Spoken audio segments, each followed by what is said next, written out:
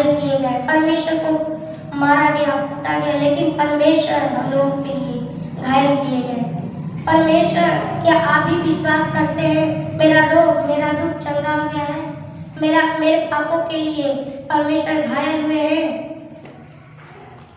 परमेश्वर हमारे अपराधों के कारण और हमारे अधर्म के कामों के कारण कुचला गया, मारा गया, घायल किया गया, लेकिन परमेश्वर चुपचाप रहा। जब परमेश्वर को उन्होंने कांटे का मुकुट पहनाया, तब परमेश्वर ने उस पर कुछ न बोला।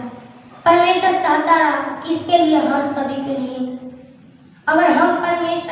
अगर ये दुनिया पाप नहीं करती तो क्या परमेश्वर इस जगत पे आते? परमेश्वर अपने आप को यहाँ बनाया, इस दुनिया में नम्र बनाया ताकि हम परमेश्वर को जाने। हम लोग परमेश्वर को नहीं जानते थे, पाप किए थे, भटके हुए थे, हम लोग के जीवन बहुत सारे नाना प्रकार का रोग था, लेकिन परमेश्वर ने इस दुनिया पर आकर के, इस पृथ्वी पर से आकर के परमेश्वर ने हम लोगों को चंगा किया है, हम लोगों को बचा लिया है। तो आगे वचन में पढ़ेंगे, हमारी ही शांति के लिए उस पर डालना पड़े कि उसके कोड़े खाने से हम लोग चंगे हो जाए।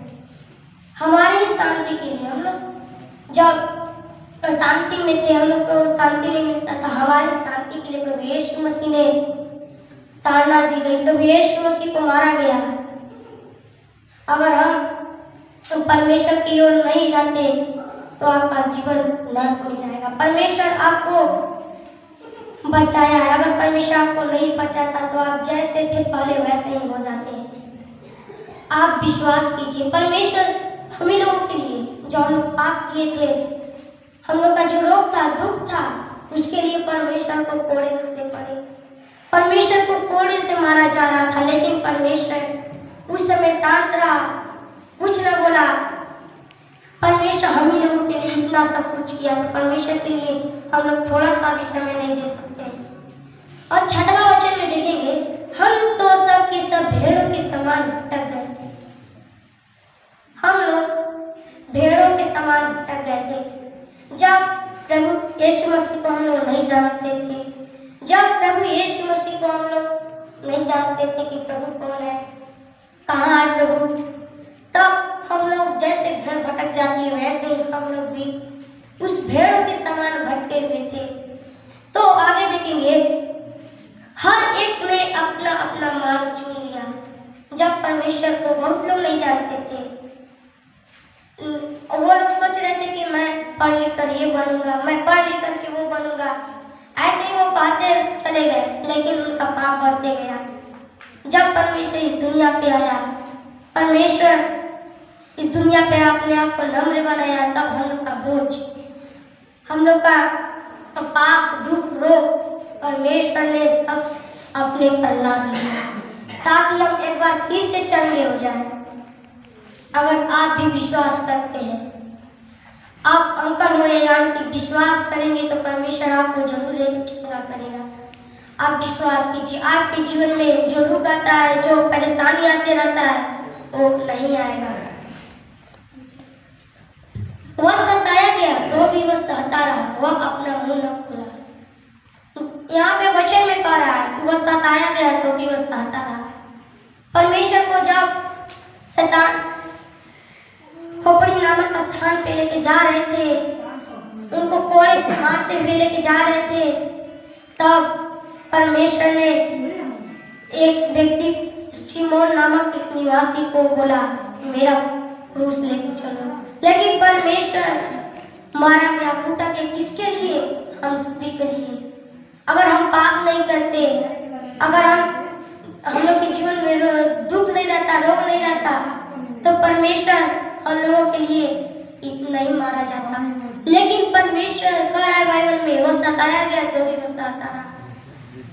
जब परमेश्वर को लेके जा रहे थे तो उन्होंने परमेश्वर को झूठे आरोप लगा रहे थे, ये यहूदियों का राजा है।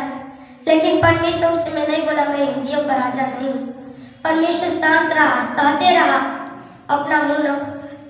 वैसे ही परमेश्वर जब परमेश्वर को अपमान कर रहे थे, गाली दे रहे थे, उनपे मार रहे थे, कोड़े से मार रहे थे, लेकिन परमेश्वर उस समय नहीं अपना मुंह न खोला। क्यों नहीं? क्योंकि परमेश्वर हमारे शांति के लिए, अगर उस हम लोग जो भी चंगे यहाँ पे उपस्थित है, किसके वजह से? परमेश्वर के कोड़े खाने से। परमेश्वर के दुख, जो परमेश्वर हम लोग के दुखों को उठा लिया, उसके परमेश्वर हम लोगों के लिए इतना सब कुछ किया। जिस प्रकार भेड़ वध होने के समय, उन कतरने के समय चुपचाप रहती है, वैसे भी उसने अपना मुंह न खोला। जब आप भेड़ी को देखेंगे, जब उसको बलि चढ़ाया जाता है तो भेड़ चिल्लाती है और वो उसका साथ चल जाता है। क्यों? अगर वो बोलती है मुझे मत मारो मत मारो, वो ऐसा नहीं बोलती है, सिर्फ चिल्लाती है और उसका प्राण ऊपर चला जाता है। वैसे ही हम लोग भी है, हम लोग का भी मम्मी पापा समझाते हैं, बेटे तुम इस रास्ते पे चलो, बेटी तुम इस रास्ते पे चलो, लेकिन हम उस रास्ते को टाल देते हैं। उस रास्ते को हम लोग नहीं देख पाते। अगर मुझे कोई डांट रहा है, आपको डांट रहा है, तो आप लगेंगे बोलने कि आप क्यों मुझे मार रहे हैं, मैंने गलती किया है। लेकिन आप सोचिए कि वो क्यों डांट रहे हैं मुझे, तो मेरे भलाई के लिए डांट रहे हैं या बुराई के लिए? आप सोचिए एक बार, ताकि मेरे माँ मेरे